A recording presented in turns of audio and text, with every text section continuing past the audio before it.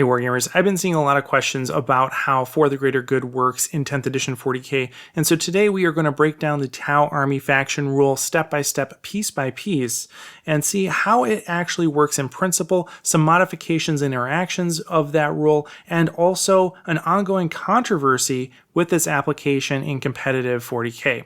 So let's jump into it, starting off with what the rule actually says. Right? So it says that if your army faction is Tau Empire, in your shooting phase, your army can work in pairs to help each other target specific enemy units. When you do this, you have an observer unit, a guided unit, and then they are targeting a unit called the spotted unit. So what this means in practicality is that in your shooting phase, you can select a unit to shoot with. That is going to be your guided unit. It's a little counterintuitive that you're picking the guided unit first, but stick with me here. That's what it's called. Then once you have picked your unit to shoot with, you select another unit. That unit must be eligible to shoot, which means that technically it can be one that has already shot, but if it advanced, it can only be eligible to shoot and therefore only be selected as an observer unit if it has assault weapons. So you select another eligible unit to shoot. That is your observer unit. They're basically spotting or pointing out the enemy unit for the guided unit to shoot against. Then you select a target that is visible to both the guided and observer units. That is the spotted unit. And notably, that spotted unit does not have to be in range of the observer. It just has to be visible to it. So you can have an observer that is way across the board. So long as it can see the spotted unit, you are good to go. Then, once you progress into your actual shooting, the guided unit's shooting is modified. They get +1 ballistic skill against the spotted unit for that phase. Notably, that is ballistic skill, not to hit, so it can stack, it can work with other things. It doesn't preclude any type of modification beyond that, so you get +1 ballistic skill. Oftentimes that will mean that you're hitting on 3s instead of 4s. Or if they shoot at any other unit, then they get -1 ballistic skill. So if you have a unit that you are looking to split fire, do not guide them and do not split fire with guided units because they will be much worse off, generally hitting on 5s instead of 4s, which is a pretty significant reduction in output. For the observer unit, their shooting is not affected in any way. They are essentially inert in this, other than being the guys that say, oh, hey, look at that thing over there. We probably should shoot that. That's all they do. They can split fire. They can not fire. They can fire later on in the phase. They can do basically whatever they want. It's just that they are now marked as an observer unit for the rest of the phase, which means that they cannot be guided later on. All right, so let's look at an example. Now, we're going to, again, consider a situation where we have 3 different units. One is the guided unit, one is the observer unit, and one is the spotted unit. The first step, of course, is to select your guided unit in green here. Then I'm going to select a observer unit. Again, that has to be something that just has line of sight to the spotted unit. And then 3, I will select what the spotted unit is. So it's very important that you follow that order because it's going to dictate which units can occupy which roles. So we do guided, observer, spotted in that order, and then the 4th step is to actually execute the attack and have the guided unit fire at the spotted unit. So that's basically it. That's how the rule works. And you'll note that we leave it there with the guided unit firing, and the observer unit has not fired at all. So it's important to note that the observer unit does not have to shoot immediately after the guided unit, does not have to even shoot at the spotted unit. It can shoot at something completely different or not shoot at all. So the observer unit has a lot of flexibility here. It's just that they don't gain access to the benefits of being guided. In general, things that we want to keep in mind when assigning guided and observer units, we want guided units to be our high priority weapons, right? So things like crisis suits are generally going to be guided units because we really want to be hitting on 3s instead of 2s. That's going to be a huge advantage for that unit. Other things like devilfish, we don't really care if they're hitting better or not. They're there for other functions, namely transport. So they can be observer units in that role instead.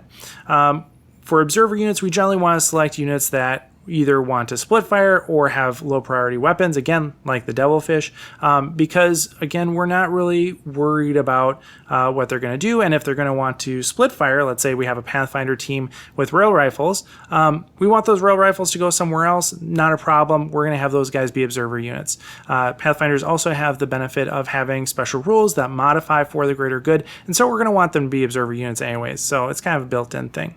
Observer units, however, can gain +1 ballistic skill, which is the main attraction of being guided, and the benefits of marker lights, if they have them, through the coordinating gauge stratagem, which is 1 CP, and that is something that is going to be a very regular stratagem for many Tau players, because +1 ballistic skill on any unit is going to be a good use of CP. In general, when you are assigning rules for the greater good, you want to have a plan in mind at the start of the phase, but don't waste your time saying, okay, this guy's going to be with this one's going to be that one, creating all your pairs a priori. Just kind of go with the flow a little bit, right? Have a plan, but be flexible in unit selection and determine unit roles in sequence, because maybe you don't finish off that unit. Maybe you need a little bit more oomph in one corner of the board than another. And so that's going to shift around who you want to be observing and who you want to be guiding, and it will change your unit selection. So be dynamic, be flexible, be as the Tau are, strike and fade, and adapt to the situation. Don't be rigid in your battle plan. Being the Army Special Rule for the greater good does have plenty of modifications and interactions with other rules, so let's break down a few of the most important ones here. Probably one of the more ubiquitous ones is that if the observer unit has the marker light keyword, the guided unit ignores cover against the spotted unit. Now this is really useful because that basically gives you +1 AP against a large diversity of targets, and many of your units actually have the marker light keyword. So having access to marker lights when you're selecting your observer unit is an important consideration, especially in 10th edition, given how powerful that rule is, and also the density of terrain on 10th edition boards. So observer units having marker lights is a major perk, and you'll want to pay attention to that when you are selecting your observer units. If the observer unit has a marker drone, then it can advance and still be selected as the observer unit. Normally that wouldn't be the case unless, again, they had assault weapons, which allow them to remain eligible to shoot. If the observer unit is Pathfinders, you can actually select 2 units to guide. So basically this works out where you play out the scenario that we just went through, but you can include Pathfinders again a second time when you run through that series of events again. So that's useful. That cuts down on the number of observer units that you need for your army as a whole. If the observer unit is stealth battlesuits, you actually get reroll 1s to wound against the spotted unit for the guided unit. And this is arguably one of the best interactions that For the Greater Good has with the whole army. Stealth battlesuits giving reroll 1s to wound is massive, especially given some of the relatively low output weapons that Tau have. Giving that reroll to 1 really can make those existing shots go that a little bit further. And then another really strong benefit is with Tetras. So Tetras, a Forge World unit, if they're selected as the observer unit, they allow the guided unit to reroll all hits against the spotted unit. Not just failed hits, but all hits. So if you're trying to get procs on Cao Yun for sustained hits, this can be a very good way to do that, because you can basically reroll your successful hits in hopes of getting a 6 if the math works out for that. And we've talked about that before in our Forge World review video. And then finally, if the guide unit is benefiting from Cao Yun, it gets sustained hits 2 instead of sustained hits 1 against the spotted unit. So being guided during Cao Yun is massive, and you can get a ton more firepower out of your guided units during Cao Yun than you otherwise would be able to. So For the Greater Good and Cao Yun play very nicely together.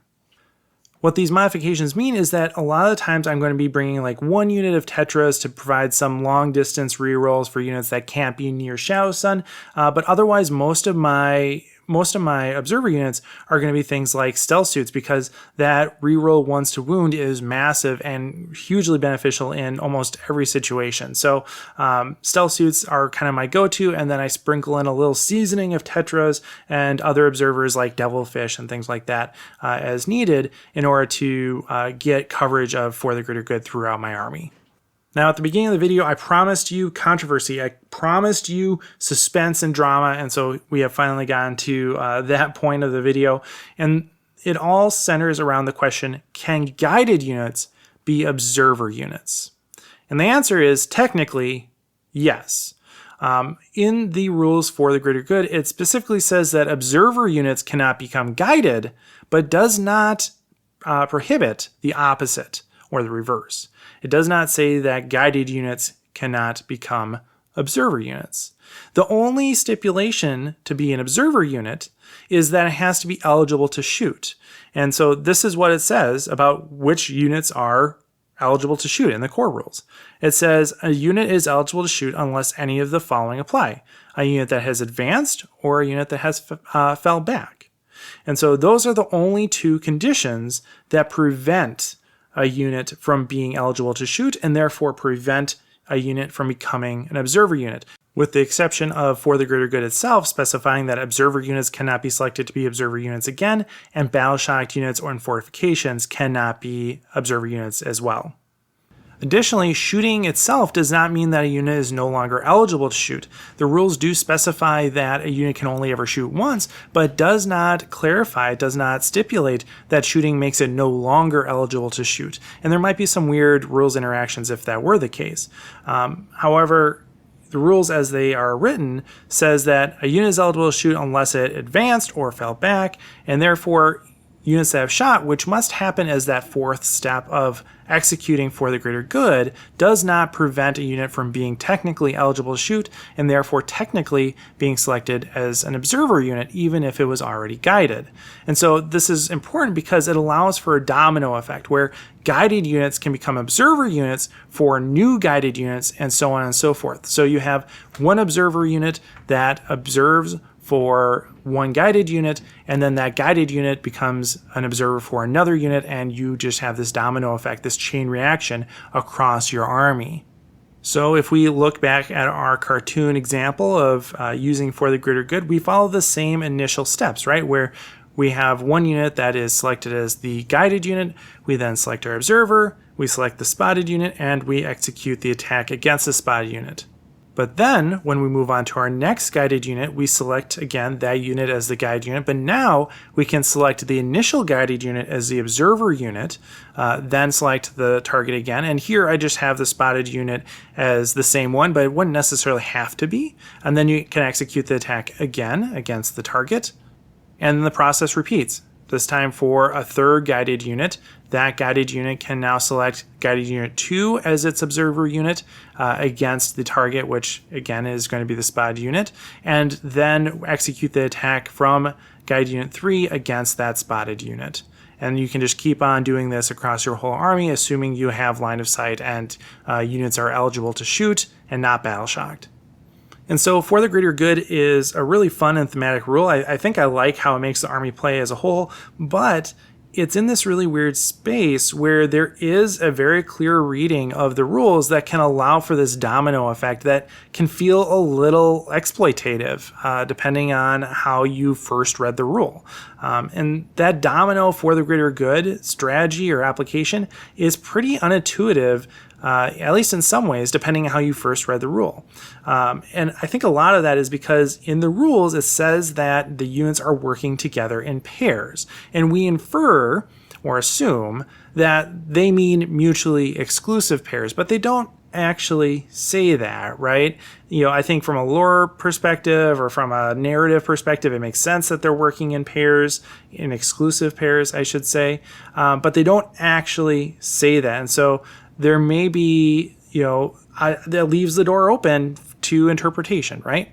But it does feel a little weird because it means that the guided unit would be observing one unit relaying information about that unit to another unit, and then also getting information about a unit from another unit and shooting another unit. So how many different units is that, and how many people are talking to whom, and what exactly? It's just a lot going on, right? It feels overly complicated for what they're trying to do here, and seems a little impractical in terms of again, the narrative.